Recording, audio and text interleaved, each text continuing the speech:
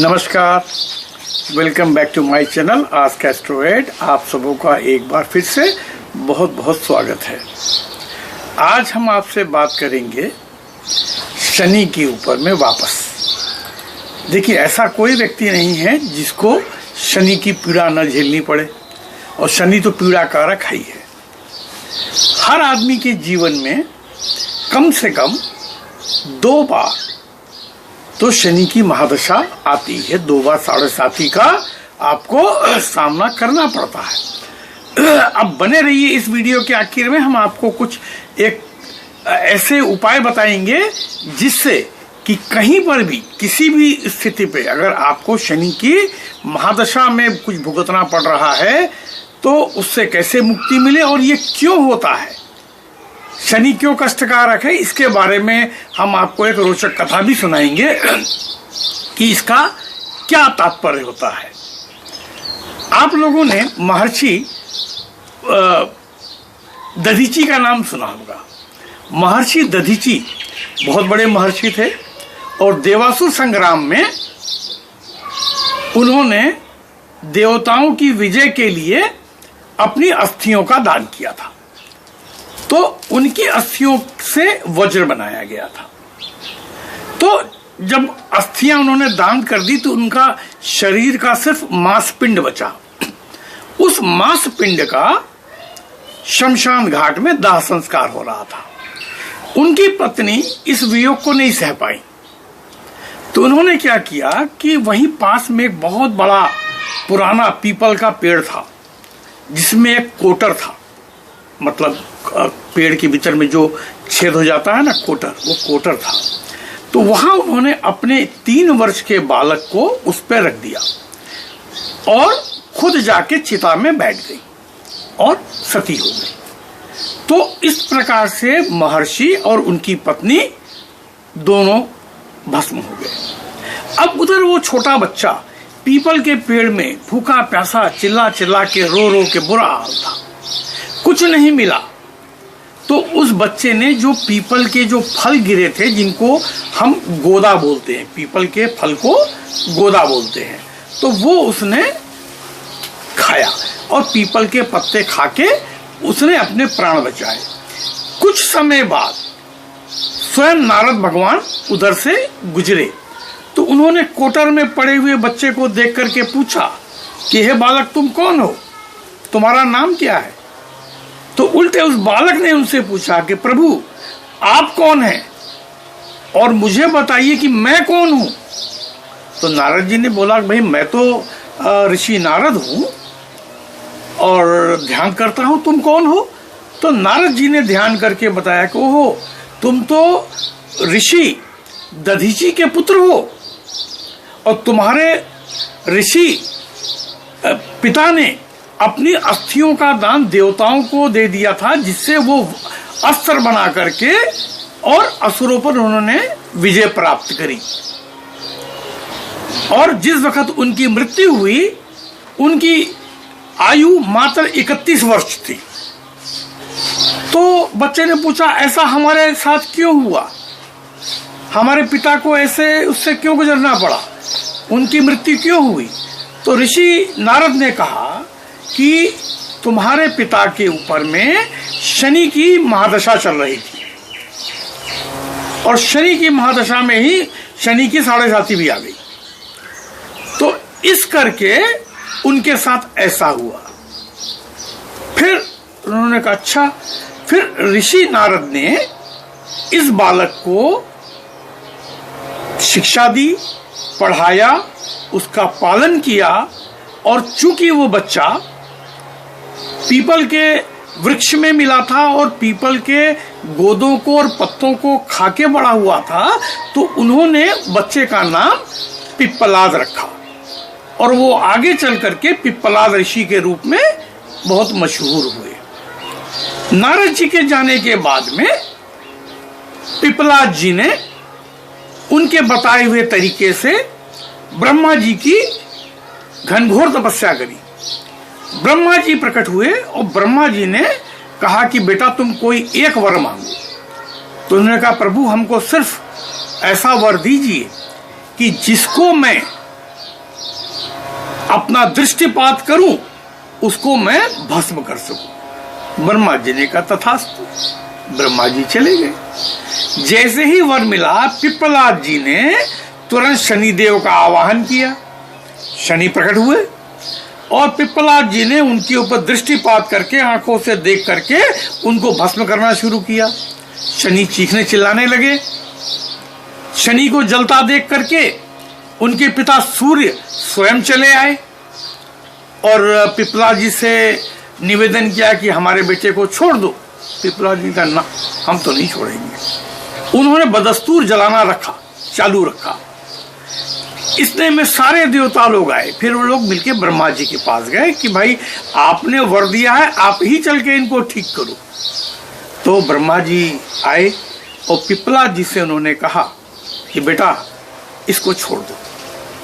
तो उन्होंने कहा ना, हम तो नहीं छोड़ेंगे, हमारे पिता इसके वजह से मरे। तो उन्होंने कहा नहीं, तुम्हारे पिता का यह अंत पहले से तय था। उन्होंने देवताओं के और विश्व के कल्याण के लिए अपनी अस्थियों का दान किया है। तो इसमें इसका कसूर नहीं, चूंकि इसकी महादशा में ऐसा ही फल मिलता है, ऐसा शनि को श्राप है, इसके वजह से तुम चलो एक के बजाय तुम 2 वर मांग लो। तो पिप्पलाद जी ने कहा अच्छा ठीक है। तो पहला वर तो ये दो कि आज के बाद किसी भी बच्चे को जन्म से लेकर के 5 वर्ष की आयु तक शनि का कोप नहीं होगा। उसकी कुंडली में शनि अनिष्टकारी नहीं होगा 5 वर्ष तक, जिससे मेरे तरह किसी को और पिता का दुख न सहना पड़े। ब्रह्मा जी ने कहा तथास्तु। क्या दूसरा वर मांगो।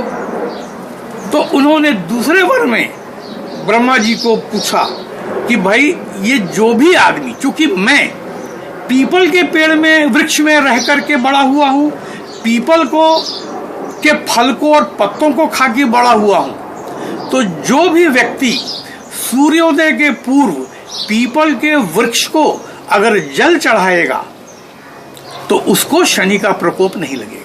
इसीलिए आपने देखा होगा कि जब भी शनि की महादशा या 7.5 होती है तो पंडित लोग हमारे कहते हैं कि भाई जाइए पीपल के वृक्ष को जल चढ़ाइए। तो पीपल का वृक्ष क्यों?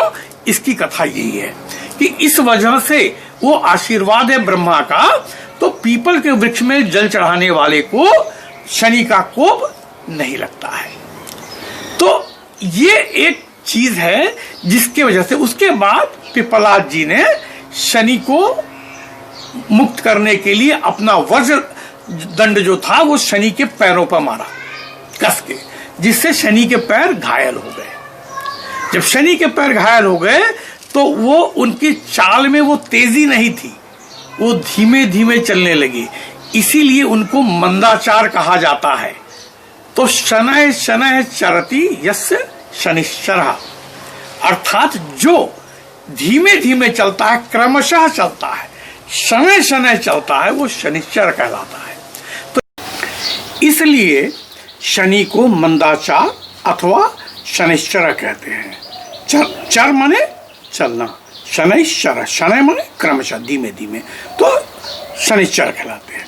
आगे चल के पिप्पलाद जी ने प्रश्न पुराण की रचना करी, जो हमारा हिंदू शास्त्र का एक बहुत अमूल्य ज्ञान का ग्रंथ है। और पीपल के वृक्ष को जल देना और शनि की काली मूर्ति की पूजा करना, यही संदर्भ है यहाँ से। इसी वजह से तो शनि काले भी हैं और धीमे भी चलते हैं।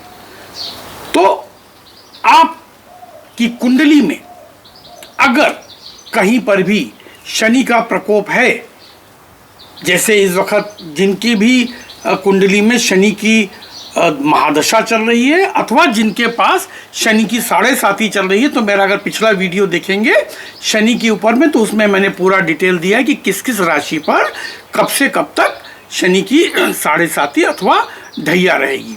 क्योंकि 7.5 और ढैया में आदमी को परेशानी होती है, आप कितने भी सफल व्यक्ति हों। अब आप सोचिए कि अर्णव गोस्वामी को भी झेलना पड़ा ना ये दंश शनि का, कंगना रनावत को भी झेलना पड़ा ना।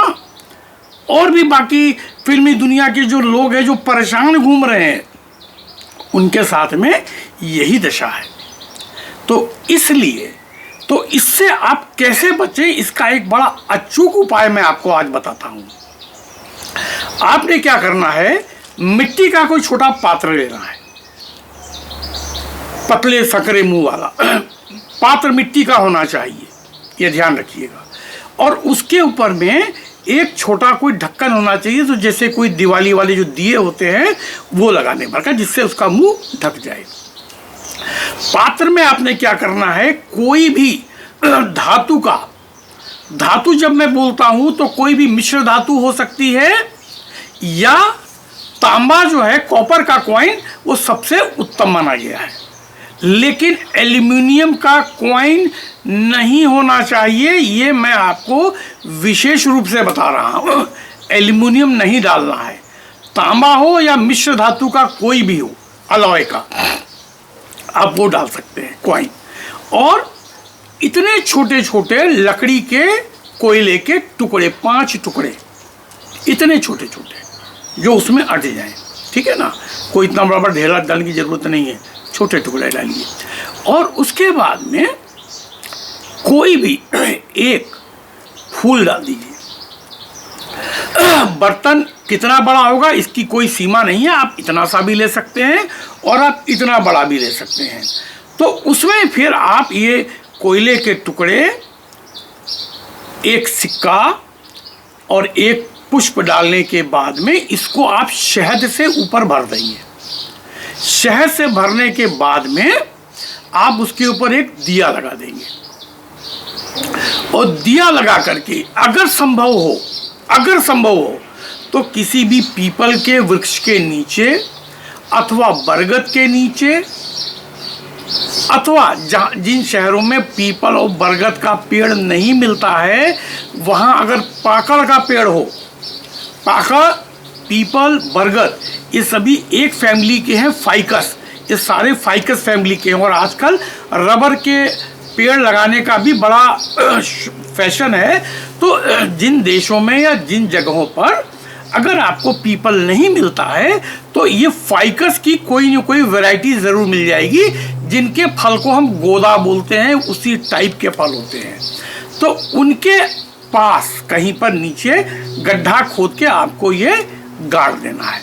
अब जो लोग शहर में रहते हैं जहाँ कुछ उपाय नहीं है, तो वो कहीं भी अपने घर से बाहर, ये ध्यान रखिएगा, घर में नहीं करना है ये, क्योंकि आप शनि से मुक्ति चाहते हैं और घर में आप गाड़ेंगे तो शनि कहेगा भाई इससे प्यारा भक्त हमारा कहाँ मिलेगा, वो कहीं जाएगा नहीं, आपके सिर पर बैठा रहेगा। तो उसको घर से बाहर कहीं करना, कहीं भी निर्जन जगह पर, पार्क में। ये चीज़ किसी को नुकसान नहीं पहुंचाएगी, ये याद रखिएगा। ये कोई टोना टोटका नहीं है कि आपकी बला उठा करके किसी दूसरे के मत्थे मर जाए, ऐसा कतई नहीं है। ये सिर्फ आपको बचाने का तरीका है। अब आप बाल कटवाते हैं तो सलून में कटवाते हैं ना, कि बाल उसका आप उठा के घर ले आते हैं, वहीं फेंकते हैं ना। इसी प्रकार से जो चीज़ आपको नहीं चाहिए वो आप बाहर डालाते हैं, उसको आप जमीन में गाड़ देंगे। अगर जमीन में गाड़ने की सुविधा न हो, जैसे बहुत से हमारे भक्त लोग हैं, डिसाइपल्स हैं, जो ऐसे देशों में रहते हैं जहां आधा साल के आधे समय तो बर्फ़ ही जमा रहता है, वो क्या करें, तो कहीं भी सुनसान जगह पर बर्फ़ के नीचे दबा दें अथवा समुद्र में डाल दें। देखिए ये जो है ये पोल्यूटेंट नहीं है, ये मिट्टी और कोयला ये पोल्यूटेंट नहीं है, बल्कि ये प्यूरीफायर है। तो आप इसको अच्छी तरह उसके मुख के ऊपर में कोई कपड़ा बांध के, रस्सी बांध करके, और उसको आप समुद्र में या नदी में भी आप डाल सकते हैं। तो ये आप काम करेंगे तो निश्चित मानिए कि आपका जो काम में विघ्न आता है, जो समस्या है, पारिवारिक समस्या है, क्योंकि शनि की वजह से दाम्पत्य में बड़ी समस्या आती है, कारोबार में समस्या आती है, सामाजिक मान सम्मान में समस्या आती है, इन सबों से आपको निश्चित रूप से पूरे साल आप बढ़िया रहेंगे, सुखी रहेंगे, स्वस्थ रहेंगे और प्रॉस्पेरस रहेंगे। आप इस काम को करके देखिए और अगर आपको पसंद आए तो हमको आप मेल भेजें और प्रश्न पूछें, और आप किस चीज़ पर अगला वीडियो देखना चाहते हैं हमको पूछें, हम आपको ज़रूर बताएंगे। विदा लेते हैं, किसी अगले एपिसोड में मिलते हैं हम आपसे आकर के। तब तक सुखी रहिए, स्वस्थ रहिए। नमस्कार।